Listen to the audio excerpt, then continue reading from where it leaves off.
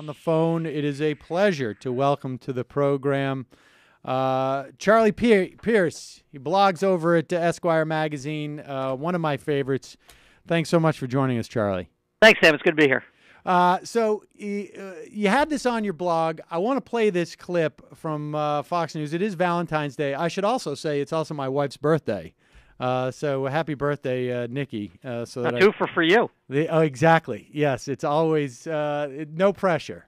No pressure no pressure whatsoever. So let's. I want to play this because I missed this clip, and there's something about this clip that that captures almost everything that's wrong everywhere at any time. And it just to set it up, I don't know what show it's on, but it was on Fox and Friends. Okay, yes, of course, and it was Elizabeth Perkins, or what's her name? Wait, no, Hasselbeck. I can't even follow this stuff anymore. Put two stories together there. Exactly. And she sets up the story of a kindergarten teacher who is sending home with her kids before Valentine's Day a pre-made Valentine's Day card that they can sign and hand out to all the kids in the classroom. And then we get this. Oh, so sad. We're here to debate that. Parenting expert and blogger Jessica Gottlieb alongside author and blogger Elizabeth Esther. Welcome to both of you. So is it such a bad thing if every child gets a Valentine's Day card, Elizabeth? It's not a bad thing. I think that it's a little bit unnecessary. It's a one-size-fits-all approach. I mean, especially when you're having to give out the exact same one. I mean, Valentine's Day is about expressing your unique, heartfelt feelings for your special loved one. To like just robotically hand out, here's your Valentine, here's your Valentine. Like, what are we, like, it totally removes the meaning, the special memory for the kids. You can't make life 100% fair, and why not let them experience a little bit of that, like, wow, okay, while they're young, while the stakes are low, rather than, you know, they're 20 years old and they're still expecting everyone to give them a Valentine's. I don't know. It just seems, I understand the intention is good, but it's impractical, and it ends up blowing up. I mean, the kids feel like the kids who wouldn't have gotten a Valentine, so to speak, they're getting a pity Valentine now. I mean, that doesn't feel any better. Jessica, what's your reaction to that? Oh, I'm sure that it does feel better. And the kids that wouldn't get a Valentine, believe me, they experience plenty of rejection day in and day out. There's absolutely no reason to be excluding them.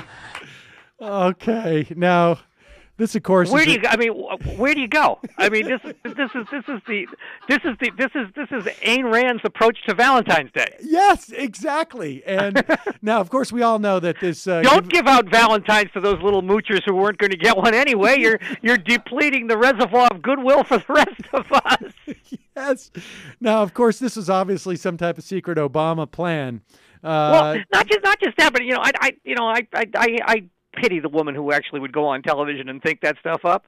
Who's the brainiac at Fox News who thought that opinion was worth sharing with the country? Well, I think you're on to something here about being, it being some type of sort of attempt to push this Ayn Rand thing. And that's, I mean, that, on one hand, this is just, somebody who desperately wants to get on TV and they'll say anything they can.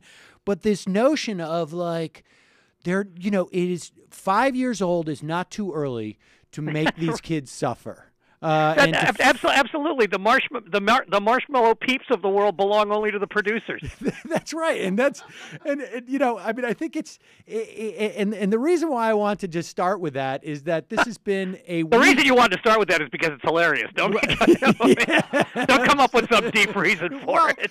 But I do think that there has been this push to sort of inject pain into people's lives. And if you're one of those 5-year-olds who somehow does not get a Valentine's Day card, you really, on some level, deserve it. And that pain and that rejection is going to somehow help you for the rest of your life to suck it up when you find out that you don't have the food to eat that you need because you have to rely on food stamps, or you're getting unemployment insurance. Hey, if the market says that you shouldn't have a job and shouldn't get money, then you got to suck it up. That's basically it. No, I mean, I see, and staying with kids for a moment in my other capacity as a sports writer, I've seen people have absolute cows over the idea of participation trophies, where everybody gets a trophy at the end of, T-ball. Yeah. As far as I'm concerned, every parent should get a trophy for sitting through a season of T-ball, because between T-ball and Chuck E. Cheese, those are the two inner rings of hell. Yeah, so the Chuck E. Cheese, I'm not sure if that's outside of Massachusetts, but is it? Oh, we're trying to keep it within our borders, lest the blight spread. But no, I mean, I've had arguments with, other. First of all, why are you wasting your time worrying about this stuff? And second of all, it doesn't have any deep societal meaning down the road.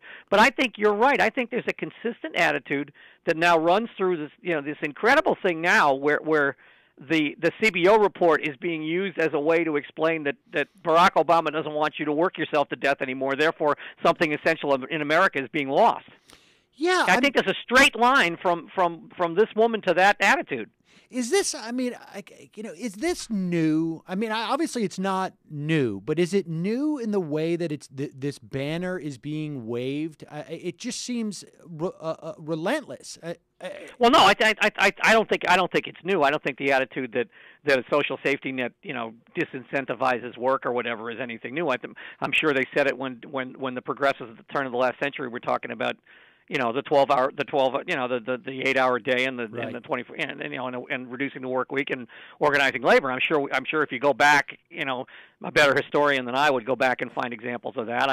You heard it all throughout the Great Society. I was old enough to remember that. So no, none of this stuff is new. It's taken on, I think, a more formal and more institutionalized edge right now. It is the official position of the Republican Party.